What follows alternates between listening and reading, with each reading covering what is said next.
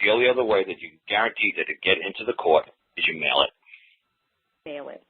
Yep. Now, if we mail it, that will not get there in time before the pretrial. So. Sure, you will. You just go across the street to the closest post office to the guy. You know, you go to there. Enough, yeah. And they'll have it mailed in one. They'll walk across the street and hand it to them. It'll be done. Yeah, true enough. And like I said, and just because you summons them to appear in court, a summons, all a summons means is somebody's granting you, giving you permission to control, to use their facility, like use their sheriff's department or their mounties to drag that person's body before that court in 22 days. That's what a summons is. Right. It's somebody's granting you power. Now, you don't have to wait for somebody to grant you power. You can say, I have the power to use this facility. I have the power to use this venue. My tax dollars built this building. This isn't a private boys club. This isn't the old good old boys club. This isn't a legal society club. This is a public building, like a public library. I have the right to access and check out books like everybody else. I have the right to submit my claim like anybody else. Just because you don't like the way I style my claim, like I said, one man was going around in this country who was an ex-lawyer who just smelled like, you know, a dead animal walking into public libraries, so they would deny him access. So when they would deny him access, he'd sue him. And he was making a living going around suing libraries. Because you can't deny the public the right to access the library. You can't deny the public the right to access the courts. You can't do it. So if they won't file our paperwork, we would basically say, well, we're going to sue you.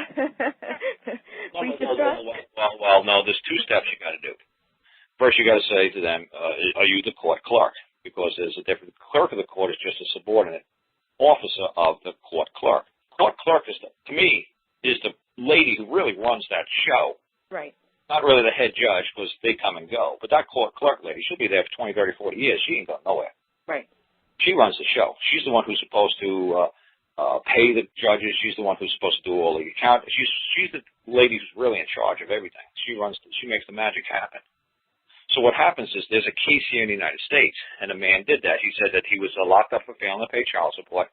His wife went into family court. He didn't appear.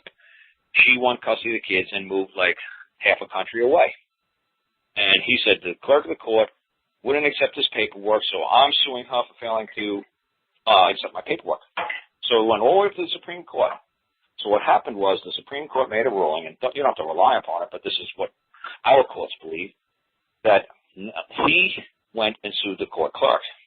What he should have done is also, they said there's two branches of a court, the court clerk side and the judicial side.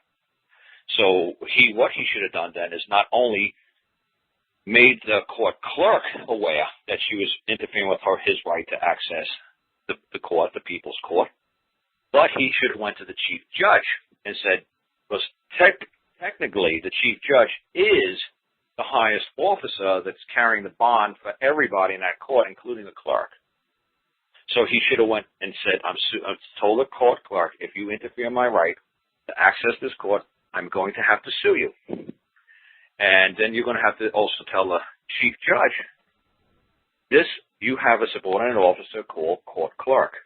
This woman is interfering in my right to access a public court. If you do not control, train, monitor, and discipline your subordinate, I'm also going to have to add you to my suit.